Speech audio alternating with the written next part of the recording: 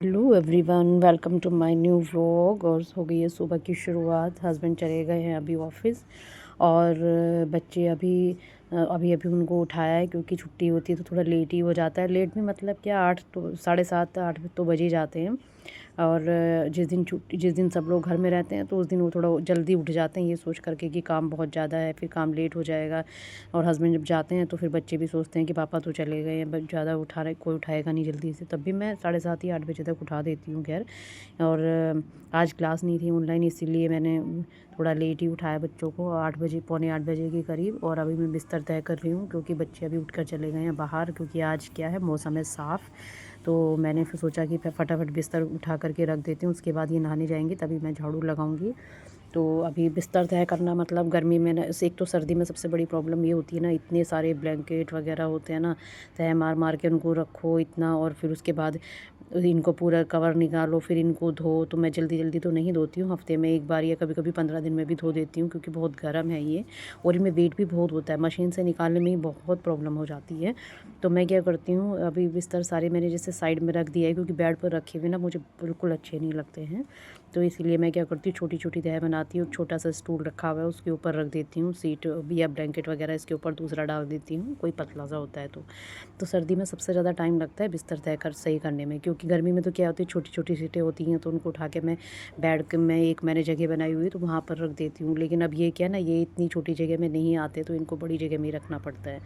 तो सर्दी की सबसे बड़ी आफत तो मुझे बिस्तर तय मारना ही लगता है, बस इससे ज़्यादा, क्योंकि मेरा सबसे ज़्यादा टाइम लगता है इसमें। उसको दबाओ, सही करो, नहीं तो बच्चे क्या करते हैं, फटाफट उठ जाते हैं। और ये कपड़े मैं उतार रही हूँ, क्योंकि कल क्या धूप साफ़ नहीं थी ना, तो थोड़े से कपड़े गीले रह गए थे। तो मैं अब कहीं डालने की जगह तो होती नहीं, आपको पता है गवर्नमेंट क्वार्टर कैसे होते हैं, तो छोटे छोटे होते हैं, कहीं डालने की जगह नहीं होती। तो फिर मैंने इनको यहीं रूम में ही रख दिया था, तो जिससे कि थोड़े से ठीक हो जाए। और आज मौसम साफ़ है, तो मैंने सोचा चलो जो कपड़े थोड़े बहुत गीले हैं उनको बाहर रख देती हूँ। अभी कंबल वम्बल तह करके जैसे मैं रख रही हूँ, तो उसके बाद मेरी लगानी है झाड़ू।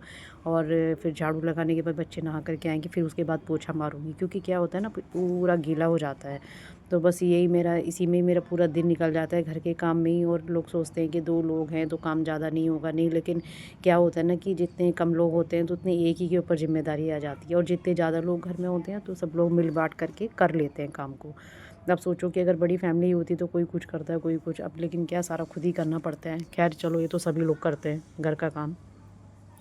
तो बस मेरा यही रहता है। और बच्चे पीछे से आवाज़ लगा रहे हैं, बोल रहे कि नाश्ते में आज क्या बनाओगे। बच्चे जब घर में होते हैं ना, तो बस उनको उनको वो फेवरेट चीज़ें उनको चाहिए होती है। तो मैं सोचा ब्लैंकेट तह करके नीचे जाती हूँ, क्यारी से कुछ निकाल करके लाती हूँ।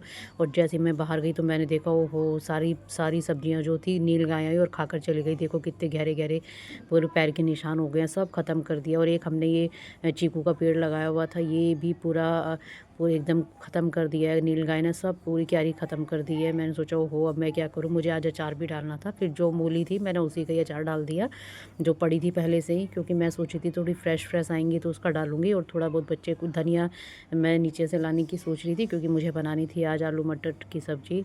तो धनिया भी सब ख़त्म कर दिया। तो फिर मैं सोचा चलो अभी फ़िलहाल अचार ही डाल देती हूँ मूली का। और क्योंकि अभी आज मौसम भी साफ़ है, तो मैं सोचा थोड़ी सी मैं इसको क्या करती हूँ, वैसे मैं सुखाती नहीं हूँ, पर आज मेरा सुखा करके बनाने का थोड़ा इरादा था। मैं सोचा थोड़ा ज़्यादा बनाऊंगी तो थोड़े टाइम चल जाएगा, क्योंकि वो जो फ्रेश फ्रेश मैं डालती हूँ ना, सुखाती नहीं हूँ, तो वो क्या है, वो साथ के साथ खाने वाला तो होता है, लेकिन वो इतना टेस्टी नहीं लगता है जितना सुखाने के बाद वाला टेस्टी लगता है।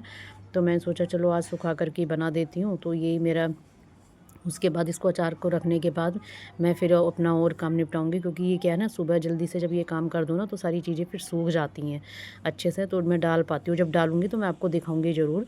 और मेरा काम निपट गया, तो मैं सोचा एक स्वेटर मैं बना रही थी बेटे का, तो मैं सोचा इसको बना तो लिया था मैंने, अब मैं उसके उठा रही थी गले के फंदे, क्योंकि मैं तो ऐसे ही उठाती हूँ। आप लोग कैसे उठाते हो बताना। मेरी मम्मी तो वैसे सिलाई से उठाती थी, ऐसे मतलब जैसे बुनाई करते ना वैसे उठाती थी। और मैं क्या करती हूँ, मैं थोड़ा वैसे उठाती हूँ जैसे क्रोशिया से करते हैं ना। सबका खैर अपना अपना तरीका होता है। तो बस ये गले की वजह से पड़ा हुआ था, तो मैं सोचा इसको झटपट बना देती हूँ। अगर थोड़ी बहुत ऊन कम पड़ेगी तो मैं फिर जा कर के ले आऊँगी। तो मैं क्या रात में बैठ कर के बनाती हूँ, दिन में बहुत कम बनाती हूँ, पर आज मुझे दिन में भी बनाना पड़ा, क्योंकि मुझे लानी थी ऊन। तो मैं सोचा जितनी भी कमी होगी तो पता चल जाएगा। तो यही है बस। और इसके बाद थोड़ा बहुत ऊन बची है, तो मैं सोची थी बची ऊन की फिर सॉक्स वगैरह बना लूँगी।